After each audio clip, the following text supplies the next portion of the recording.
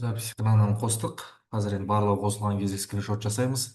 Ал қазір критерий оцениванияны қалай жасайтынымызды түсіндіріп бастасам.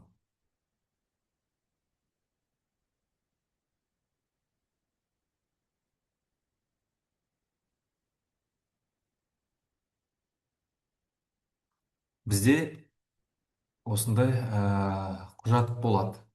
Мен қазір сіздерге үлгі ретінде графикалық дизайн құзыреттілігінің тапсырмасын ашып отырмын.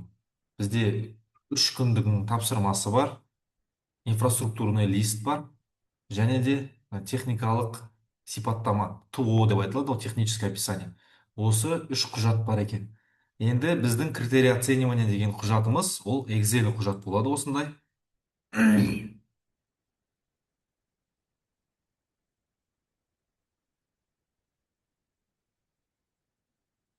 Мінекей, бұл бізде графикалық дизайн құзыреттілігінің біз бастаған критерий оцениваниясы.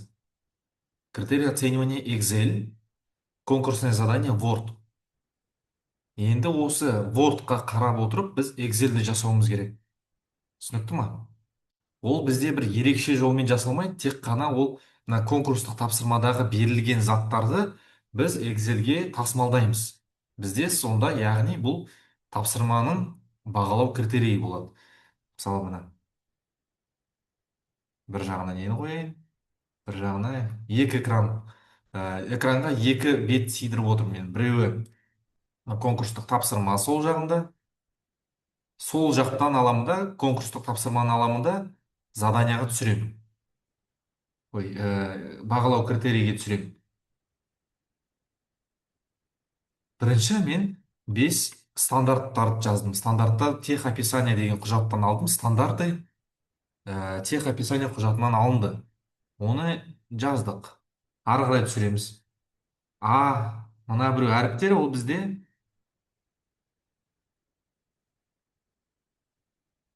бұл бізде модульдардың атаулары. Модульдар бізде разработка логотипа. Көрдіңіздер ма? Гайд по применению логотипа, анимация логотипа. Сөйтіп мен бүкіл өзімнің модульдардың атауларын жазып шықтым. Оны жаздыңыздар сіздер. Маған уже адамдар өзінің жұмыстарын жіберіп тексертуге жіберіп жатыр. Оны жасадыңыздар. Астыға қарай түсіреміз. Енді біз сіздермен кеше мына жерді толық қарастырмадық. Қазір сіздермен бірге осыны қарастырайық. Бізде бірінші задание логотип. Жаздық па? Логотип, разработка логотипа. Енді сол заданияның ішінде под модульдар. Яғни сол заданияның ішіне кірген кезде қандай аспекті, қандай критерийлар болатынын қазір көреміз. Менде логотип берілген. Логотипқа қандай талаптар қойылады? Былай жасасам үлкен болып кетіп отыр. Міне, вам нужно будет разработать логотип. Бұл енді жай сөйлем. Бұл жерде енді ешқандай требования жоқ. Келесі, он должен быть удобен для использования в социальных сетях и на печатной продукции, наклейки, журналы, шоп. Но бізде кіріспе, жай қысқаша введение, кіріспе. Бізде міне басталды. Минимум 2 цвета, плашечных цвета, максимум 3. Осыны жасадым мен. Бұны цвет логотипа деп қояйық. Цвета логотипа. Жоқ, бұны разработка логотипаның ішіне жатқызамыз. Бізде 2-3 түс деген ол бізде өлшенеді ғой. Можно же посчитать количество. Түстің санын өлшеуге болады ғой. 1, 2, 3 түс қолданды деп. Сол сияқты мына жерде де біз өлшеп тұрмыз. 2 түс, максимум 3. Бұл бізде критерий. Бұған біз аламыз да 2 балл береміз, міне. 2 балл. Және оны мына сарымен белгілеп қойдым мен. Мына сандар не деп ойлайсыздар? Мына жаққа 1, 2, 1. Ол бізде стандарттар. Яғни біздің қойған 2 балымызды мына төбесінде жазған стандарттармен не істейміз? Байланыстырамыз. Көрдіңіздер ме? Мына организация работы и управлениемен мен байланыстырдым. Мына минимум 2 цвета деген затты мен алдында мынаумен байланыстырдым. Сөйтіп әр тапсырманы, әр модуль, әр критерийді мен стандарттармен байланыстырамын, бәрін бір біріне байланысады. Түсінікті ғой? Келесі, текст осы мәтінге сай болу керек. D1 лого деген мәтінге сай болу керек дейді. Түсінікті ғой? Бұл бізде нақты критерий. D1 лого деген текстті ашамыз, қатысушы қандай текстті қолданды. Екі текст бір-біріне тең болса, сәйкес болса, онда аламыз да оған 2 балл береміз. Міне, ол да 2 балл. Ол бізде екінші критерий, или бір дей беруге болады. Бұл бірінші критерий. Көрдіңіздер ма? Бірінші стандарт дегенде. Яғни біздің 2 балымыз мына жақтағы стандарттармен байланысты. Ары қарай. Вы должны предоставить один файл PDF с двумя вариациями логотипа. Один файл PDF с двумя вариациями логотипа. Ага, две вариации типа. Один PDF.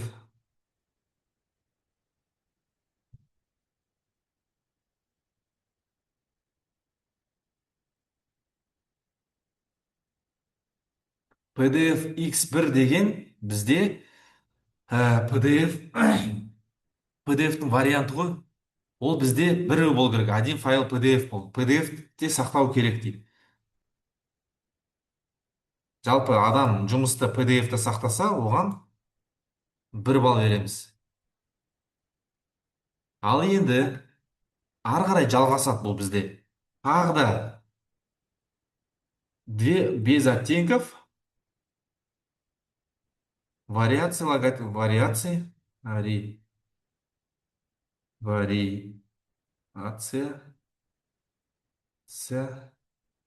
логотипа. Вариация логотипа без оттенков, без оттенков. Без оттенков деген 1 балл береміз оған, егер без оттенков жасаса. Бұл төртінші аспект дей салайық. И тағы да аламын да, тағы да ағылшынша буква М-ны қоямын. Орысша қойып жүрмейміз, ағылшынша. Вариация логотипа черный и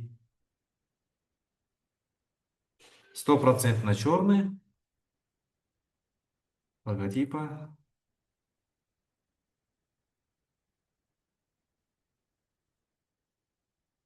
100% черный и белый цвет. Логотип белого цвета. Көрдіңіздер ме, әріптестер? Мен түсінікті ма, мен не жасап жатқанымды? Мынаны қайтадан кетіп қояйыншы.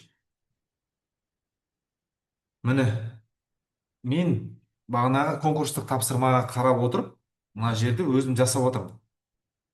Заданияны, бағалау критерийін өзім жасап толтырып отырмын.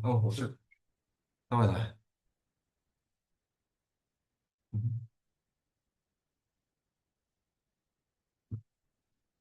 Сұрақтарыңыз жоқ па бұл бойынша? Бәрі түсінікті. Ага. И бұған 4 деп қоямын. Яғни мен ештеңе ойлап тауып отқан жоқпын. Мен конкурстық тапсырмаға қарап отырып, критерий оцениваниені жасап отырмын. Болды.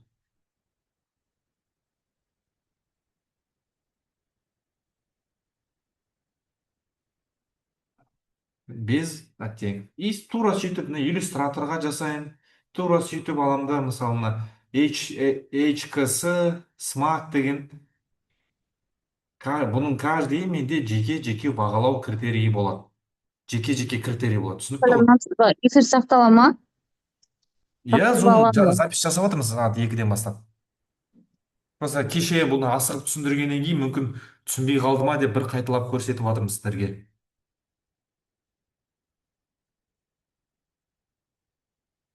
Тура сөйтіп аламыз да, мысалы енді бітті ғой. Енді менде задача 1-де 2 басталды. Аламын. Ол Б-ға кетеді уже. Б деген модульді не істеймін? Өзгерте бастаймын. Мынаның бәрін алып тастайын, сары болып белгіленіп тұрғандар.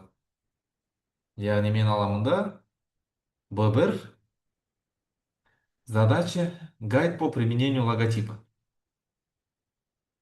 Бұл менде модульдің атауы. Бірінші күні жасаймыз ғой бұны біз. Day of marking деген күн, қай күні? Бірінші күн. Енді біздің ол мына жаққа кетеді бір деп, мына жақта да деп тастайын. Одан кейін ағылшынша буква М. Буква М ағылшынша ол бізде, ол критерийдің қандай? Ол бағалау қандай бізде? Либо өлшенетін, либо төрешілік. Өлшенетін деген түсіндірдім. Бір затты санай алсақ, бір затты линейкамен өлшесек, бір затты өлшеу құралы бар болса, онда ол өлшенетін. Мысалы, қанша түс қолдандың? Ол өлшенеді ғой. Сколько ты цветов использовал? А вот мынау әдемі ма, әдемі емес пе, қалай, креативный ма, креативный емес пе деген, ол уже басқа зат. Міне қараңыз, кішкене артқа қайтайын. И мына жерден мынандай бар. Мына жаққа назар аударуларыңызды қайтып дұрыстап назар аударсаңыздар, Бердің бе? Алмайдым. Үш жерге тастап кеттім. мынау бізде өлшенетін бағалар. Бұны өлшей аламыз. Абай, сіздің дауысыңыз қосып тұр. Минимум 2 цвет, максимум 3 цвет. Бұл бізде өлшенеді. Текст сәйкес болу керек деген, ол өлшенеді. Ал мынау өлшене ме, өлшенбей ме? Қараңыздар.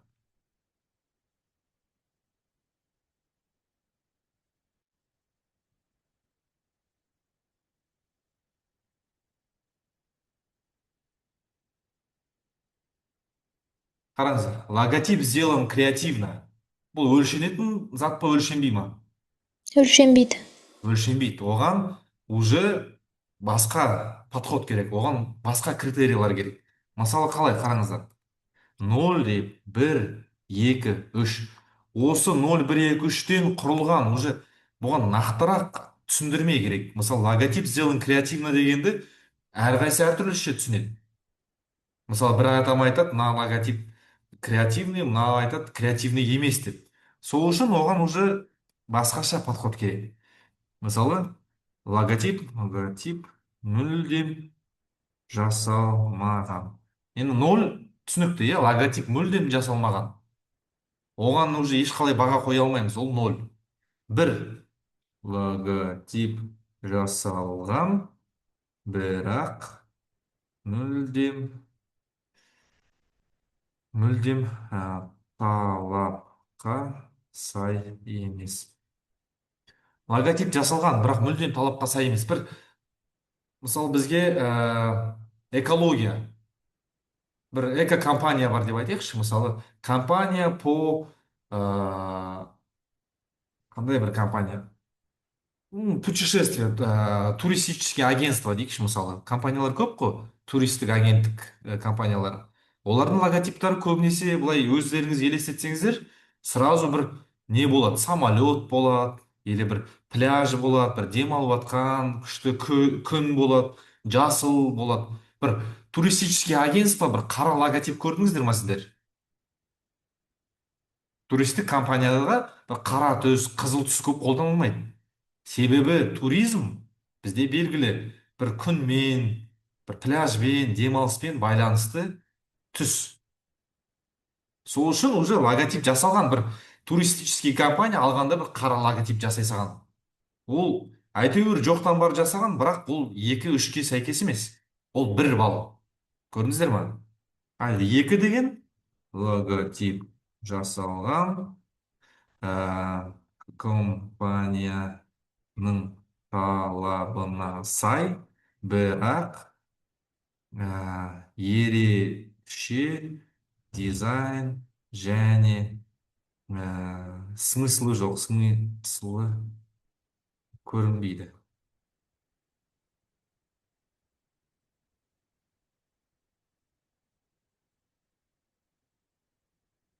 Мынаны қалай түсінесіздер? Логотип жасалған, компанияның талабына сай. Мысалы, туристический компания алғанда бір самолет қоя салған, астына бір пляж жасай салған. Енді бір жасалған ол, обычный логотип. Компанияның компанияның идеясына, талабына сәйкес. Бізде туристік компания ғой. Туристік компанияға сәйкес. Бірақ бір ерекшелік жоқ. Бір ерекше зат жасамаған.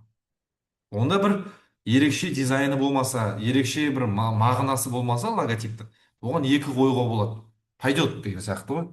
Жақсы жасады, бірге қарағанда күштірек. Ал үш дегеніміз логотип керемет жасалған және терең жақсы мағынасы көрініп тұр. Енді білмеймін, енді бұлай айтуға бола ма? Қалай ойлайсыздар, бұндай бар ма критерий? Мына жерге қараңыздар, басқа жерге қарамаймыз. 0 логотип мүлдем жасалмаған. 1 логотип жасалған, бірақ мүлдем талапқа сай емес. Бірақ 0-ға қарағанда кішкене тырысқан ол бала. 0-дағы бала түк істемеген, и ана бала бір логотип бір жасаған, бір логотип. Бірақ ол талапқа сай болмай тұр. Бар ғой разница. 2 логотип бірге қарағанда күштірек. Ол талапқа сай. Компанияның мысалы талабы болды ғой, бір туристік компания, оған сәйкес болып тұр. Барлығын жақсы жасаған, бірақ ерекше бір смысл, ерекше бір дизайн жоқ. А 3 дегеніміз ол керемет деген сөз. Ерекше смыслы бар. Бір мысалы туристік компанияда бірдеңке жасап қойған, бір күшті адамды алып кететін бір самолеттардың қойған, күшті қылып мысалы очки қойып қойған. Енді білмеймін енді қандай, өзім ондай творчествода қатты мықты емеспін, бірақ сондай бір креативный жасаса, онда ол үшке жатады. Сұрақтарыңыз бар ма? Мына м мен мына G-дің айырмашылығын көрдіңіздер ме? Қандай түске бояймын? М деген бізде өлшенеді. Бір затпен аласыз да келіп өлшейсіз. Не болмаса санайсыз. Ал G дегенді санай алмаймыз, оған біз 0, 1, 2, 3 деген баға қоямыз. Бір адам 2 қою мүмкін, бір адам 3 қою мүмкін, бір адам 1 қою мүмкін. Көрдіңіздер ме? Бұл жерде бір эксперттер өзара кішкене спорить етеді. Спорт еткен кезде әрқайсысы айғайлап бір-бірінің өз ойларын айтып кетпейді. Үндемей отырып спорт етеді ғой. Бәрінің қолында планшет болады. Планшеттеріне алады да, кім қандай баға қоятынын басып отырады.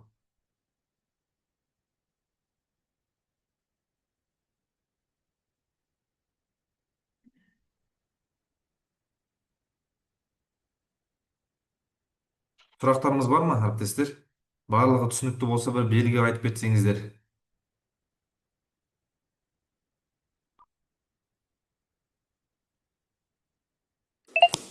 Ана түгел критерийлар біткенше қойып шығамыз иә сонда? Түгел. Дұрыс.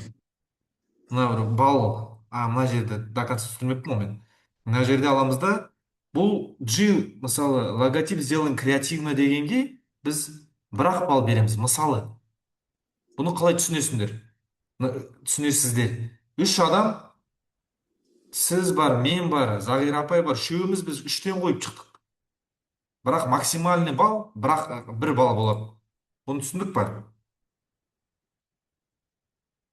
Бір критерийге бір ғана балл қойылады. Мына 3 адам 3 қойды, это не означает 9 балл алып кетті деген сөз емес ол.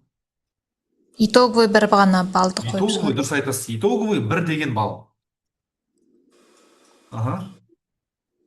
Сіздің сұрағыңыз қандай болды? Мен кішкене ауытқып кеттім, мынаның аяғына дейін түсіндіріп. Сіз қандай қойдыңыз? Мына түгел заданиялар біткенше түгелін жазып шығамыз иә, мына Мен Excel'ден. қазір сіздерге не істедім? Тек қана Пример аны көрсеттім. Аны ғана көрсеттім. Мен бірақ модульді көрсеттім. Сіздер мына Б-ны тура солай жасайсыздар. С-ны тура солай жасайсыздар. Тура осылай жасап, ары қарай жалғастырып кете бересіздер. Түсінікті ме ол? Иә, түсінікті. Енді CIS-ті установкасын жасайық, және CIS-ке осы заттарды тасымалдайық. Бізде этап-этаппен келе жатыр, байқадыңыздар ма? Бірінші конкурстық тапсырмамен таныстық. Жоқ, бірінші техописаниямен таныстық. Конкурстық тапсырмамызды зерттедік. Оны Excel CIS-ке салдық. Оны ары қарай енді Excel-ге салдық, оны ары қарай CIS-ке салу керекпіз. Бізде соңғы нүкте ол CIS болу керек қой. Жарысқа дайынбыз, жарысты бастаймыз деген. Қазір енді CIS-ті орнатайық. Кімде сұрақ бар, кімде түсініспей болмаса, түсіндік деп белгі беріп кетсеңіздер. Жанар ханым, сізді естідім, сізге түсінікті сияқты. Қалғандарыңызға? Мен Матусаева Зағира. Аха, апай. Шынымды айтсам, көп нәрсе түсіне алмай отырмын.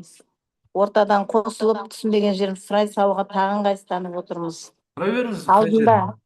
Аха. алдында сіз мына жерде бар ғой, мен қазір мынаны үлкейтіп қарасам, жаңағы процедура выселения туристических информаций деген это критерийдің аты ма или модульдің аты ма? Соны бірінші Жоқ, түсінбей отырмын. модульдің ішінде критерий. Модульдің бір критерийі ма бұл? Иә, дұрыс айтасыз. Бізде мына Бір С деген модуль. С-ның ішінде Аха. критериялар кетеді. С1, С2, С3, С4. Аха. Енді қараңыз, мынау оны түсіндім. Мысалы, менің құзыреттілігімде екі-ақ модуль бар, А, Б модульдері. Енді мына жерде М, М, G деген нәрселер не? Ағылшынша жоғары жағы. Оны түсінбей отырып. Аха, сіздікі Менікі көрейікші. сәндік қолданбалы өнер, киіз басу маған қажеті жоқ бәлде. Сіздікі жоқ болып тұр. Досташ. Не жоқ болып тұр? Сіздің құзыреттілігіңіз Иә, стандартта жоқ. аха. Сіз маған жекемен жібердіңіз ғой, мен соны скачать етейінші сіздікі. Иә. Стандартта жоқ. Мен бір білгенімше бір нәрсе істеп қойдым. Енді кейінгі анау нелерге аты не мынау? О Құдай, не дейді андай? Бағандарға жазып жатсыздар ғой, несін дұрысын, орындалғанның дұрыс еместігін. Соны мынау аспект дескриптион деген қатарға не жазылады? Дұрысы жазыла ма, дұрыс емес ма? Сізде екі модуль. Модуль А, модуль Б. Дұрыс па? Иә. Оны мына жерге, мынаның бәрін удалить ете Оны салайын. істеп қойдым. Аха, оны. Істеп қойдыңыз, иә, бұны болды. Иә, модульдерді қойып қойдым. Критерийларын қойып қойдым екі модульді. Қанша балдан? 50 балдан ба? 40-тан. Бірінші модуль А модулі 60, Б модулі 40 балл, общий балл жинау. Сол енді 60 балды сіз бөліп салу керексіз. Мысалы, модуліңіздің аты қалай? Менде мынау скачать етпей қалды да, программа не отвечает деп. Киіз басу. Мен максималды қойғанда А модуліға 12 критерий бердім ба, дұрыс дедім ба, істемедім ба? 12-ні? Б модульға 8 критерий бердім да, әр қайсына, әр критерийға 5 балдан максималды қойғанда деп есептен. Оны тағы да бөлу керек, максимальный 2-ақ балл қоя аласыз. Апай, тағы да бөлу керексіз оны. Оны қалай білем мен дал өзім? Бір критерийді. Соны түсінбей отырмыз. Мен бір 8-ді ортамақ. Сағат 3-те сөйледі бұрады. Қазір мен сіздікін телефонмен ашайыншы.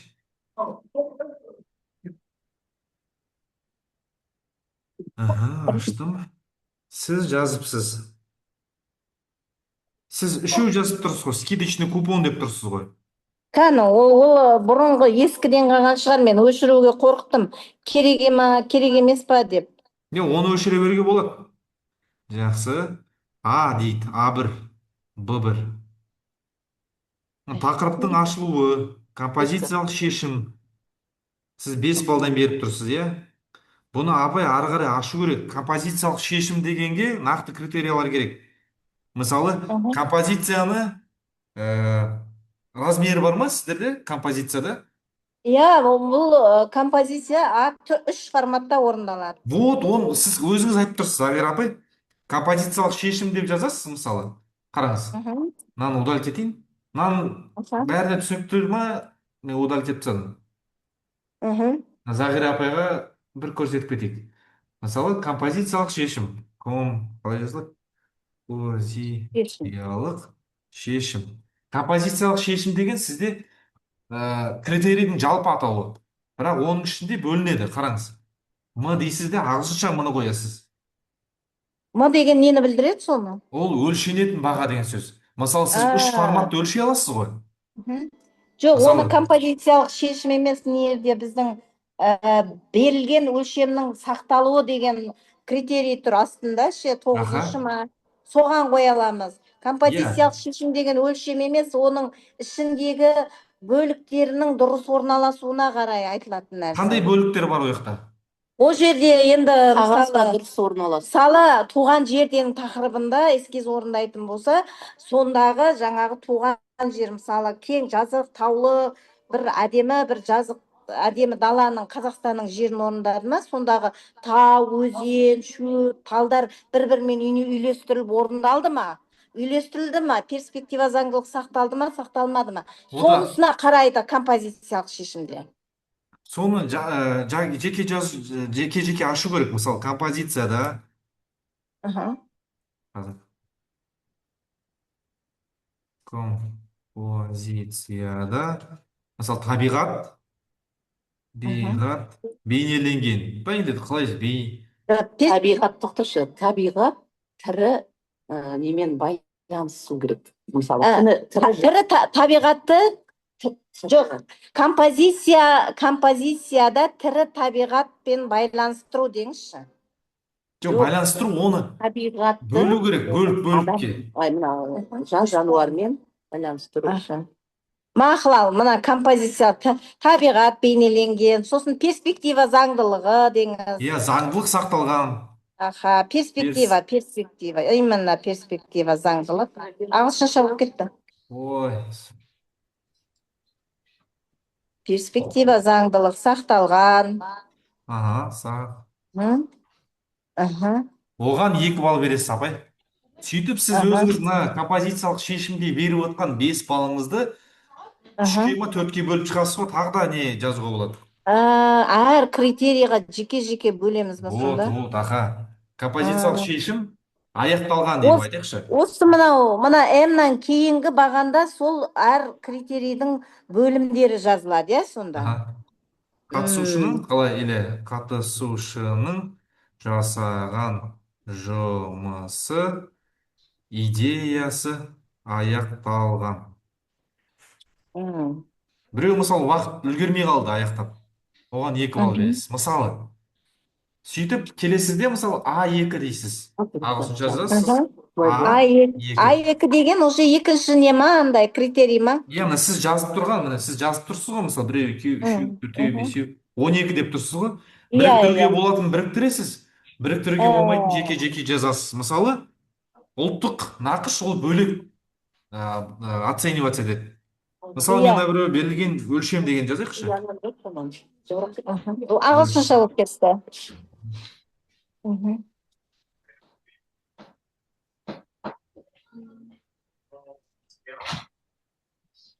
Өлшем, берілген өлшем дейсіз, болды. Енді оның ішіне келтіреміз. М дейміз да, өлшемдер 3 форматта, 3 бітеді екен. форматта өлшемдер сақталған. Дұрыс па, апай? 3 форматта 3 түрлі болу керек, е? Үшеуінде өлшемдері сақталған. Біреуінің өлшемі дұрыс болмай қалды ма, мысалы, 30-да 30 болу керек. 29-да 29 жасап қойды ма, ол уже қате. Көрдіңіз бе? Жоқ, дұрыс, түсіндіңіз, аха. А3 формат деңіз, А алдына 3 емес. А3 формат. Үлкен әріппен 3-тің алдында. Мысалы, келесі өлшемге байланысты. Өлшем, тағы да не өлшеуге болады ояқта, мысалы? Компоновкасы. Өлшемге орналастыру компоновкасы. Писаңыз. Өлшемге орналастыру компоновкасы. Деген сияқты ғой, апай. Өлшем емес. Форматқа орналастыру екен ғой, өлшем емес. Форматта орналастыру компоновкасы. Шатасып отырмыз ғой. Апай, примерно осылай. Сіз жасап бергеніңіз дұрыс, соны просто ары қарай ашу керек тағы да. Жеке-жеке неге, иә? Бұл критерий оценивания деген нақты ғой. Ертең спорить етпейтінде ешкімші. Міне, мына жерде жазылып тұр бұл критерийда деп. Уже сіз сол бойынша доказывать етесіз ғой. Осы жұмыстың барлығын. Енді қараңыз, мысалы, мына нәрселер бір баланың ғана жұмысына айтылып атқан нәрсе. Бір баланың. Бұл жерде мен бас сарапшымын. Мен 6 баланың бағалауын жинақтап, соларда көрсетіледі ғой мынандай сөздер. Соларды қоям ба? Жоқ, бұл балаларға көрсетілмейді. Сіз мынандай тапсырма дайындадыңыз ғой. Ой, істемей аппа. кәдімгі бағанағы анау тапсырма бар ғой, задание бар ғой сізде. құзыреттілік тапсырмасы, иә? Иә, сол заданияны ғана көрсетесіз. Оларға мына нені көрсетпейсіз. Мен соны түсінбей отырмын соны. Сіз мынаны ғана Мынау көрсетесіз оларға. Балалар, мен сендер мынаны жасау керек дейсіздер ғой. Осыны ғана. мен бағалауға қатыспауым керек қой, мен бас сарапшымын ғой. Или бұл компатриот сарапшылардың жасайтын бағалау Жоқ, критериялары. бұл бас сарапшының жасайтын жұмысы. Ал бағалаушы емес деп оқыдық та ережеде бас сарапшыны. Сіз бағаламайсыз, сіз бұны аласыз да дайындайсыз осы Excel түрінде. Сосын CIS-ке саласыз. CIS уже каждый жеке кіреді ол жаққа. Мен мысалы өзім кіремін да, менде осы шығып тұрады. Мен бар ғой, әлі түсінбей жатырмын. Ладно, критерийді түсіндім. Енді мынау әр критерийдің жаңағы бағалауын мен бағалай алмаймын ғой. Кімнен алам ол бағалауды? Мына нелері бойынша. Мынау мысалы композиция, табиғат бейнеленген, перспектива заңдылық сақталған деген бойынша бағаны 2-ні 1, 3 деп қойылып жатыр ғой. Оны мен баға қоюға қақым жоқ қой, мен бас сарапшымын. Бұл сіз баға қойып жатқан жоқсыз. Сіз бағалап жатқан нақты біреу Бақтиярдың фамилиясы жазылып тұр ма бір жерде? Жоқ. Бұл просто не ғой? Кәдімгі мысалы, мына есеп шығарсаң 2 балл. А кім шығарды, кім шығармады, ол басқа жерде тексересіз. Жоспар ма мынау әшейін? Просто жоспар, бұл план. Әлі тексеріп жатқан жоқпыз біз ешкімді. Сіз просто максимальный 2 балл екенін жазып қойдыңыз. Түсіндім. Мен Сіз дайындап беріп жатсыз құжаттардың бәрін. Басқа эксперттерге дайындап беріп жатсыз. Олар басқа эксперттер жиналады ғой, мысалы 5 адам жиналып отыр, иә? Олар спорить етпеу керек. Мынанікі мысалы А3 форматында болу керек па, А4 форматында? Оларға сіз уже готовый шпаргалка беріп қойдыңыз. Мынаны тексер, дұрыс болса 2 балл бересің. Мынау Excel-ді жаңағы соған түскен нәрсені көрсетіп, мен олардың дауын шеше аламын да сонда. Иә. Жоқ, сіз бұны Сол үшін бересіз. керек, иә? Эксперттерге бересіз CIS-ті. Жоқ, мыналарды көрсетіп, мен дауды шеше аламын. Сол Шеше үшін аласыз, керек па? иә. Бұл жалпы балалардың жұмысын бағалау үшін керек қой. Мынаның бәріне отырып, неге дейін бәрін жасап қойым керек па? Тапсырманы ғана беріп қойып отыра алмайсыз. Бұның бәрін соңына дейін жеткізу керек. Алдын ала до конкурса дайындап бітіру керек. Обязательно, бұл обязательно до жасалатын зат. Сіз дайындап қойсыз ғой, сіздің қолыңызда бұл құжат болады. Бұл қағазбен жаңағы не тапсыратындар не бола ма? Таныс бола ма? Таныс бола ма? Жоқ, сізде де дау туған жағдайда мен... Жоқ, мынаны қарасашы. Қазір мынандай критерийларды қойып отыр ғой, жаңағы композицияның дұрыс орындалуы деген нәрселерді ше. Соны конкурсқа қатысып отырған бала біле ма, білмей ма? Білмейді, бала білмейді. Бала оны түсіну керек, ол тапсырманы түсіну керек, мынаны түсінбеу керек, ол тапсырманы түсіну керек. Компатриоттар танысу керек па, компатриоттар? Компатриотқа бір рет көрсетесіз бұны. Міне көрдіңіз ба? Ертең осы мен бағалайсыздар. Енді дальше екіншісіне не жазамыз бағанға? Қай екінші баған? Мына жерге ма? Иә. Ол жаққа ештеңе жазбайсыздар. Бұл егер мынау түсініксіз болса, мына жерге ашып жазасыз. Композиция деген осындай бір сөйлет деген сияқты описание ғой, анықтамасы. Ал жаңа ана бір кірпіш па, графика дизайны ма нелерде жұмыс толық орындалмаған деп бір нәрселер жаздыңыздар ғой? Жаздым, ол уже ашып жазатын кез. Егер сіз ойлайсыз ғой, мысалы эксперттеріңіз мынаны оқып түсінбей қалуы мүмкін ба? Қалай ойлайсыз? Перспектива заңдылығын білмеуі мүмкін ба адам? Білетін адамдар отырады. Заңдылығы не екен? Мен мысалы білмеймін перспектива деген не екен. Иә. Сосын айтасың, перспектива заңдылығы, мысалы суреттің кеңістік заңдылықтардың дұрыс орындалуы ғой.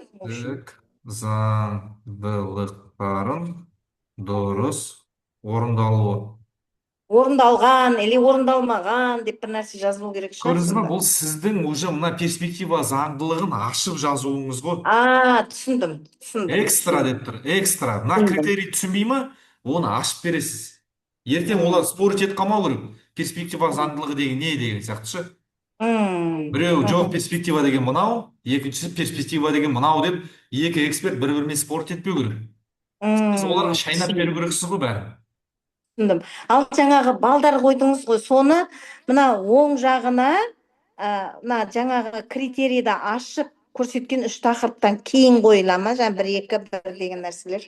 Міне марк деп тұр ғой, марк деген баға деген сөз. Мына Қан жерге марк. қойыңыз. Мо деген ба? Қайғында Жоқ, ма? міне марк.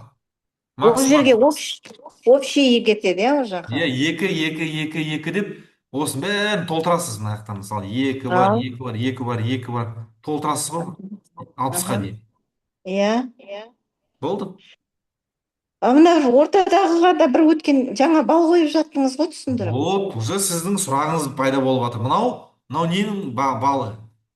Ол Бұл мына критерийлардың балы. критерийлар балы. Енді ол стандарттармен байланысу керек. Түсіндім. Стандарт сізде қандай болды стандарттар? Стандарт емес, өзіміздің сол жұмысқа қойылатын талаптарды Просто қойдым бұйыққа мен. 1, 2, 3, 1, 2, 1 деген стандарт қойып шығасыз ғой. Мысалы, техника қауіпсіздігін мұны сіз өзіңіз мына ең жоғарыда жазасыз. Ең бірінші содан бастадық қой біз. Иә. Сіз де бірдеңе жазып қойыпсыз ғой. Ол жерде иә жазып қойғам, соткадан қарасаңыз. Иә, мысалы, техника қауіпсіздігін ұстану. Сіздерде бар ма техника қауіпсіздік? Бар. Вот, техника қауіпсіздікке сіз бал бересіз кәдімгідей. Ол менде критерийда тұр. Вот, критерийді оның барлығын бір қойып шығасыз. Жұмысты дұрыс ұйымдастырып, техника қауіпсіздігіне сай болды деп. Бір қой. Оған мынау стандарттар. Мынау баға. Мынау бал емес, бұл стандарт. Мынау бал. Мынау стандарт болғанда, бұл стандарттың балы емес, стандарттың қатар тұрғанның номерогы ма? Вот, дұрыс, Айра апай. Ол нумерациясы просто 1, 2, 3, 1, 2, 3. Бірінші тұрған стандартқа сәйкес келсе 1 деймін. Вот, дұрыс. Үшінші тұрған стандартқа сәйкес келсе 3 деймін, да? Сол апай. Болды. Осыны аяқтағаннан кейін сіз 100%-ға толтырасыз ғой өзіңіздікін. Бұны отырасыз кәдімгідей ойланып толғанып бәрін жасайсыз. Біттіңіз. Бұны енді CIS-ке енгіземіз. CIS деген ол жүйе бар сондай. Программа. Енді қазір соны бастап көрсетейін. Бұл мынаны аласыздар да сохранить дегенге басамын. Закрыть деймін. Жеті деп қоя берейікші. Оны сіз енді егжей-тегжейлі отыру керек сізге. Енді сіз еще тем более главный экспертсіз. Енді сіз не істейсіз қайттан? WhatsApp-та ашасыз. Барлықтарыңыз WhatsApp-та ашыңыздар. Аштым. CIS бағанағы жібергеніңіз ба? Жібергенде скачать етіңіздер.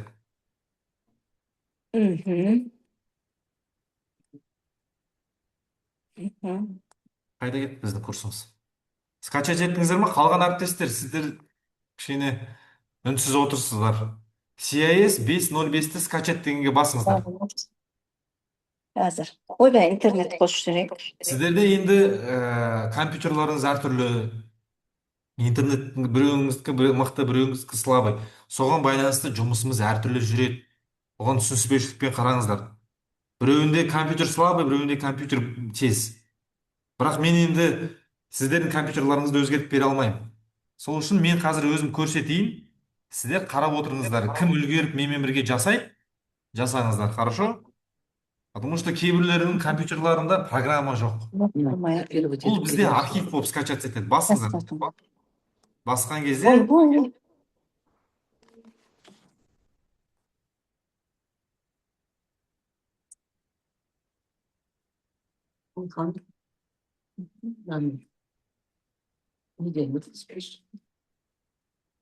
Мынау скачать етілмей жатыр.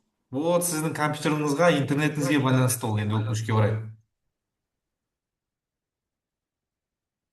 Мынандай болып жазылды ма? Кім уже жасап бастады?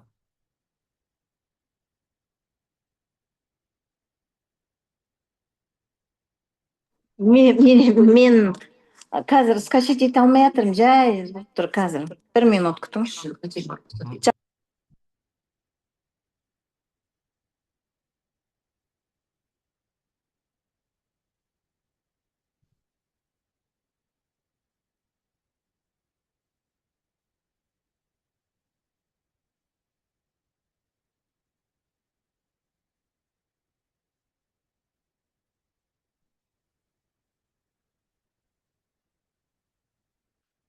Бағлан осына кіріп енді жасап шығу керек.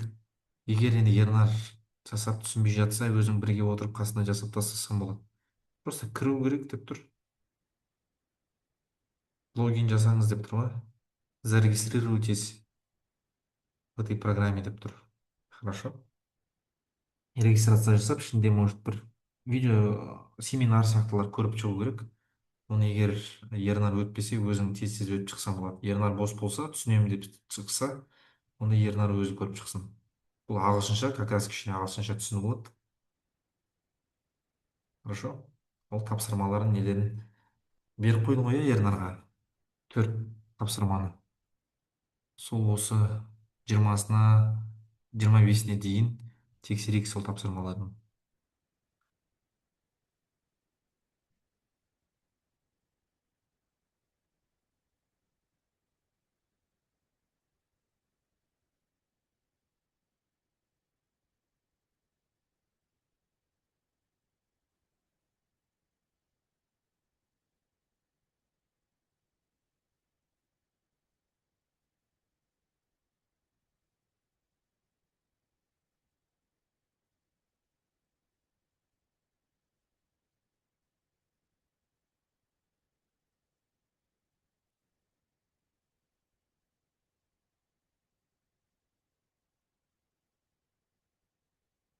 Апайлар, қалай болды сіздердің жұмыстарыңыз? Мен скачать еттім папканы. Нина, ответ зипті ашып отырмын архивті. Вот, сіз айтпадыңыз ғой, озып кетіпсіз ғой бізден.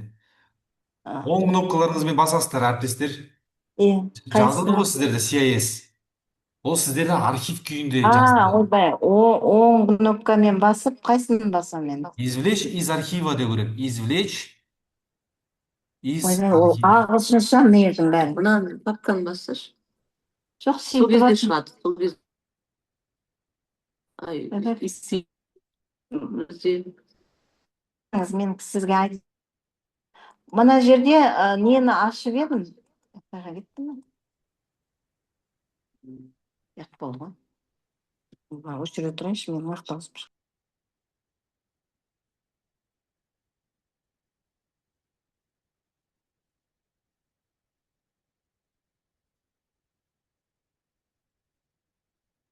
Бақтияр, мына архивті ашып едім, бір папка шықты да, 85.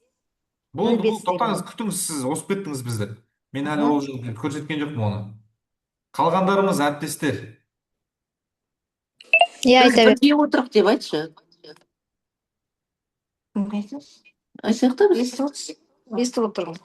Жоқ, енді ашып отырмын. Біз бір колледжден 2 адам бірге жасап жатырмыз. Жақсы, дауыстарыңызды естіп жатырмын. 2 адамның дауысы кезектесіп шығып жатыр. Естіп жатырмын. Төлегенова Филиза, қалған 10 шақты адамымыз. Сіз енші, жарайды, оны қазір белгілеген кезде айтамын. Қалған әріптестер, отырсыздар ма? Айта беріңіз ары қарай. Болды, жалғастырамыз ары қарай. Қалып қалғандарыңыз сразу айтып отырыңыздар. Күтсек күтеміз, күтпесек түсіндіріп кете беремін. Архивтан извлечь жасаймын. Сосын менде былай шықты. 2 рет бассаңыздар. Вот, міне. Сіздерде осылай шығып тұр ма? Мынау жоқ сіздерде. Мына екеуі ғана бар, Жоқ, өсіп тұрған жоқ бізде. Не шығып тұр сіздерде? Екеуі ғана шығып тұр ғой, Менде мына екеуі шығып тұр, Бірақ бұлай көрініп тұрған жоқ бізде. Тізім бойынша көрініп. Ол енді бәрібір. Картинаға Вид қой, ол вид. Бұдан бассам. Мен просто сіздерге көрнекі болсын деп дәу оқып көрсетіп тұрмын. Енді не істейміз? Не істейміз? Ары қарай енді мынаған басасыздар. 2 рет CIS installer дегенге. Басыңыздар. CIS. 2 рет. Оған емес. Мынандай ашылды ма? Не ашылды? Андай скачивание болып жатыр ғой? Скачивание? Білмеймін, нәбірлі. Сіз компьютеріңізді көрсете алмайсыз ба маған? Или суретке түсіріп жіберіңізші WhatsApp-қа. Мен қазір. Енді ашылды ғой мынауыңыз жаңағы. Сіз көрсеткен нәрсе. Менің экранымда көріп тұрған зат сіздерде ашылды ма? Ашылды менде. Болды. Қалғандарымыз кері байланысқа беріп кетсеңіздер, жалғастыра берейін ба? Иә, ашылып тұр. Болды, енді жалғастырамыз. Бұл жерде ағылшынша. Мұны аударамын деп іздемей ақ қойыңыздар. Бұл жерде келесі деген кнопкаға басасыздар. Next па? Next. Келесіде мына жақта галочканы таңдайсыздар, нүктені. Я принимаю, I accept. I accept па. Үстіңгісіне. Үстіңгісін басыңыздар. Қалғандарымызда қалмаңыздар. Келесі. Тағы да next. Иә, потом уже не деп тұр? Program files деп тұр ма? Next-тен кейін program files деп тұр, иә. Иә, енді CIS 2026 Бақтияр мырза, деңіздер. мен аша алмай отырмын мына жерде. Не аша алмайсыз? Не болып қалды? WhatsApp-қа суретке түсіріп жіберіңіз, көрейін қатесін. Көрінбейді ғой мына жақта. Жоқ, сіз өзіңіз жазасыз. Сізде просто CIS деп тұр ма, не деп тұр? Менде program files деп тұр. Болды, CIS деген CIS қой ол. Иә, KISS деп. Соған енді 2026 деп жазасаңыз кішкене түсінікті болу үшін. Қасына ма? Папканың атауы ол 2026 деген. 26. Менің CIS-ім, яғни қазір мен орнатып отырмын ғой программа. Ол менде program файлстан сақталады, қазір ұмытпаңыздар. Жаздым қасына. Жоқ, кім? Айдос аға, сіз бір затты ұмытып кеттіңіз, архивтан шығару керек. Айдос аға. Извлечь из архива деп керек, мынаны жабыңыз полностью. Потом бағана оң кнопкамен бастым ғой мен, извлечь из архива деген. Соны жасау керексіз сіз. Ол ана бір ненің ішінен орнатпайды, ол архивтің ішінен установкаға бермейді.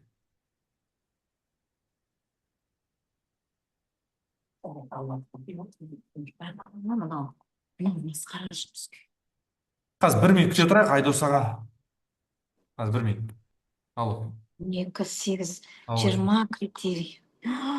Әрқайсына Былай сұрап отыр менен барлығы. Болады деп айтамын ғой, сен просто келді келмегенді білмедің. Соны ашып алып керек. Өткенде мен дұрыс бағалай алмадым, потому что сен отырасың бірде. Жазсаңшы. Айтқанын бітіруіміз керек қой ертең. Келесі жалғастырамыз ба? Келесі деген кнопка басыңыздар. Завира апай.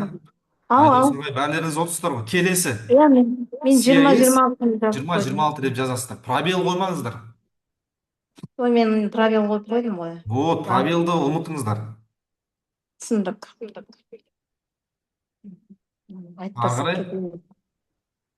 Сұрайды, вы хотите создать программу в этой папке дейді. Я деймін. Окей. Қай жағында сұрап тұр? Окей деп шыққан жоқ па?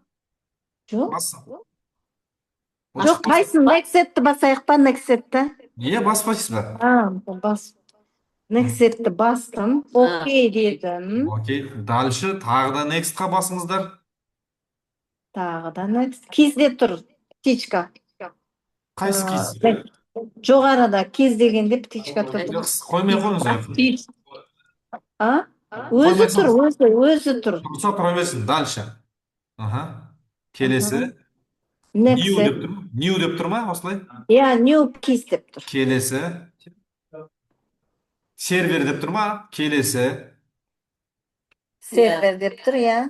Сервер десін, тағы да келесі. Ана птичка қоймаймыз бастына, сервердің ішіндегі. Қоймай қойыңыз. Келесі дейсіз, 80 деп тұр ма? Сервер 80. Келесі. Иә, 80 деп тұр. Енді competition name. Бұл жерге ағашынша жазыңыздар. World skills деп жазыңыздар. Или CIS деп жазыңыздар, кішкене сөз аз болсын үшін. CIS, ағылшынша CIS. 3 әріп қана жазасыз. 20-26 болды. CA ма, I ма? Ай, менгіне қарасаңыздаршы, мен жазып тұрмын ғой. Ағылшынша әріпі ғой. I емес қой, I ғой, иә? Аха. I, S. Сосын, через пробел 20-26, да? Иә, о жаққа пробел қойға болады. Болды ма? Жоқ, арғарай, келесі жолға қараңыздар. Не жазып тұр? URL. Вот, сол жерге уже без пробела CIS 2026 ғой бағанағы папканың атауы. Соны жазыңыздар. CIS 2026. Кішкентай әріппен, иә? CIS 20-26 Мына жаққа competitionға national деген таңдаңыздар. Ауыр кезі. Competitionға қайсысын таңдан? Ау, Национал да? хорошо. Көрдіңдер ма осыны? Ары қарай.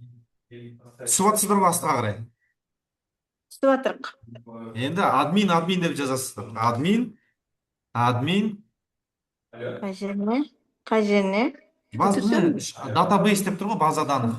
Датабейс. Мына жерге ма? Ана сіз одан кейін не админ деп жазайын ба? Админ. Ағылшынша, иә? Админді 3 рет жазыңыздар. Копировать етіп алсаңыздар болады. Админ. Басқа шақырмын, сен шақырма? Копировать. Жазылмайды.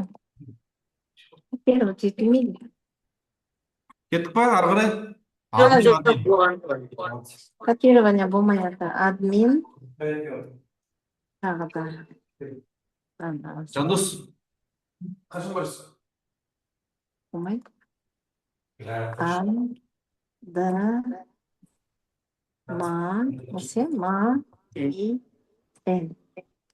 Жаздық па? Мынаны бас, сен мынаны бас. Бұны бас. Енді өшіріп тастадың ба? Мынаны қайтып жазайыншы.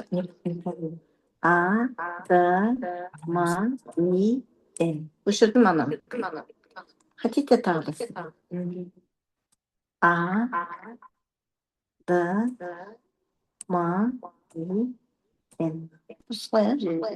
Болды, жазып бағам.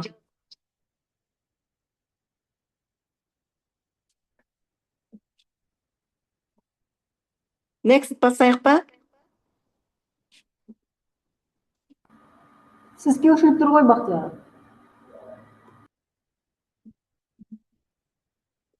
Дауысым өшіп тұр екен ғой. Next'ке басыңыздар Next'қа. Бастық. Сіздің көрсетіп тұрғаныңыз шықты. Ой жерге де енді админ деп 3 рет жазыңыздар.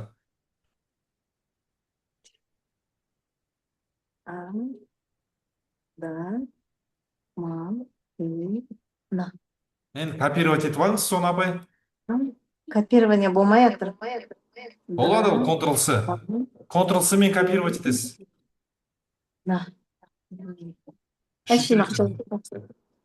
Жаздық. Болды, next дейсіз. Бұл осымен бітті. Next дейсіз, тағы бір рет next болды, установка басталды. Next. Тағы да next. Болады кімді? Мен ғана кетіп тұрсыңдар ма? Мен сабақта отырмын, қыздар. Көріңдер ма? Зумда сабақта отыр. Мен қазір сенге қарай алмаймын. Бардай меңдейсің бе? Осы.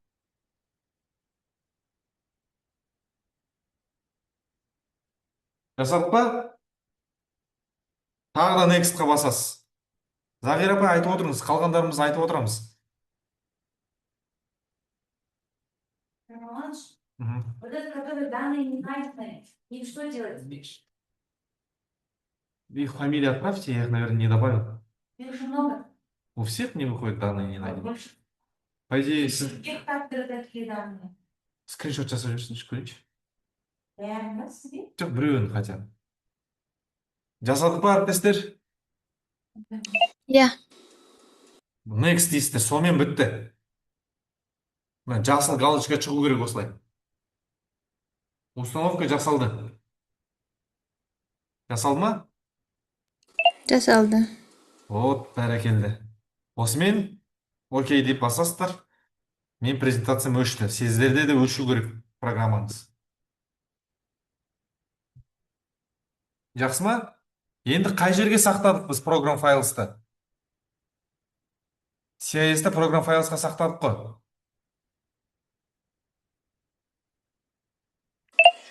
Сақталды. Бақтияр мырза, менде жасыл птичка шықпады. Алло. Тағы да басыңыз, апай, next-қа. Next ма? Алло. Ал. URL to access деген бірін жазу. Тағы да басыңыз. Білмеймін, 102-ні Енді шықты. Болды апай. Енді ана донна деген бір нәрсе тұр, басайын ба соңын? Дан, аха. Не дейді? Проверку басқа нәрсе. Басқа нәрсе. Басқа нәрсе. Папку деген соны ашу керек пе еді? Жоқ, ол менің. Болды апай, менімен бірге енді папкаңызды ашыңыз, программ файлс. Қаяқтан табамын? Любой папка ол программ файлс, локальный диск C. Ана неде компьютерде. Компьютердің ішінде ма? Я мой компьютер, программ файлс. S қадір дейді. Мына S локальный диск S. Соның ішінде дейді. Программ файл. Ашыңыз, аха. Екеуі тұр менде. Программ файл. Біріншісі. Бастым. Иә, бара бер. CS 2026 деген папкаңызды ашыңыз. Тұр. Осыны стартап дегенге басыңыз.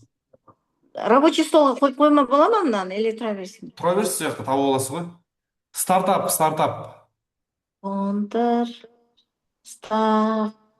Астында екінші тұр.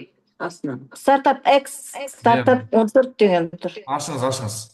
Біреуін ба? Қайсысын ашамыз? Мен біріншісін аштым ғой, мен стартап, просто стартап, 14-сіз. Аяқта. Стартап. Мынандай экран ашылды ма? Қазір. Қара бір нәрсе тұр, короче. Разрешить доступ деген басайын ба бір нәрсе? Осы ма? Қап-қара экран болып тұр бізге. Енді ашылып жатыр. Екінші жолды жазбаңыз, екінші жолды копировать. Копировать екінші жол. Оны Ctrl-C мен копировать етесіз. Ctrl-C деген бар клавиатурада. Мынаны бассаңыз шығады. Копировать ету керек. Мышкамен копировать етпейсіз, Ctrl-C мен. Бұлай выделять етесіз. Бұндай жазу жоқ менде. Болады ол. Болу керек, қалай жоқ.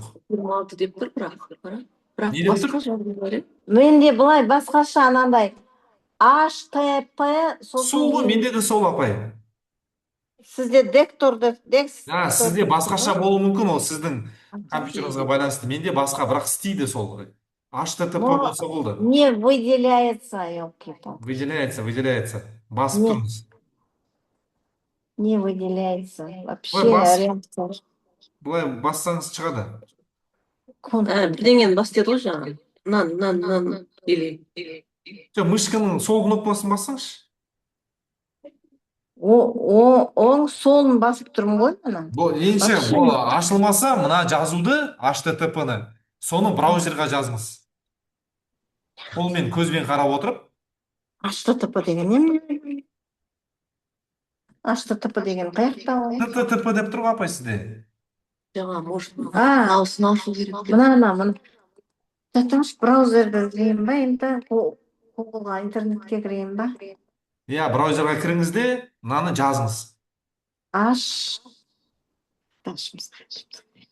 Осылай ашылады соңғы.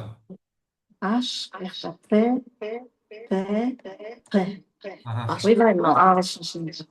Болды. Әріптестер, қазір бір 15 минуттық үзіліс, хорошо? Мынаны ашып алайық, сосын кетіңізші, пожалуйста. Ол түк қиын емес, жаза саласыз, ол ашылады. HTTP жаздым ал. Жазу керек, түгел жазу керек, ана жазудың бәрін. Сөйтіп басайын ба? Иә, сөйтіп жазасыз, болды. CIS 2026 деп шығады. Түсініксіз бір жазулар тұр менде. Жоқ, суретке түсіріп жіберейінші. ағылшынша әріптер ғой олар. Ағылшынша емес. Айтып тұрмын ғой, ағылшыншаны танимыз ғой. Бір басқаша бір нәрселер тұр. Оны білмеймін, клавиатураны қайғынан табады. Мен қазір түсіріп жіберейінші. Не дейді? Қағаз ашадым, сабырын кетті. Мен аппараттан бір жауап кеттім. Зағира апай жіберсеңізші.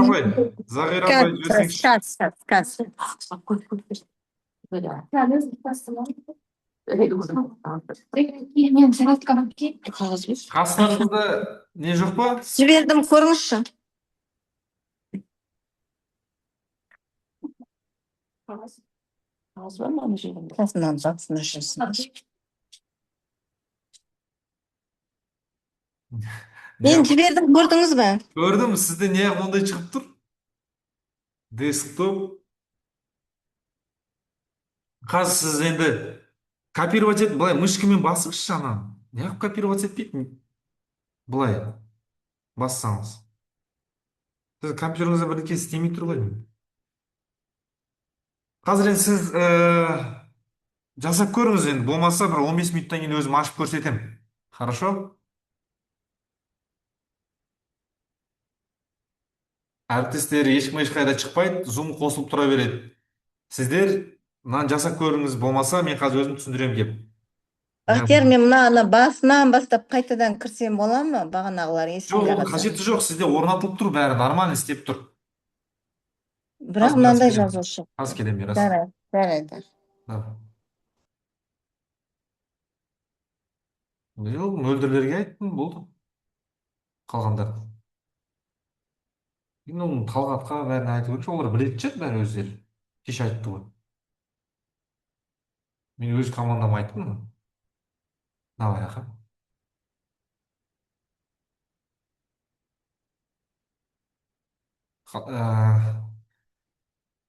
Қазір келемен әріптестер 15 минут. Сіз Ағира апай қасыңызда бір, может, айтишник балалар жоқ па, компьютер білетін?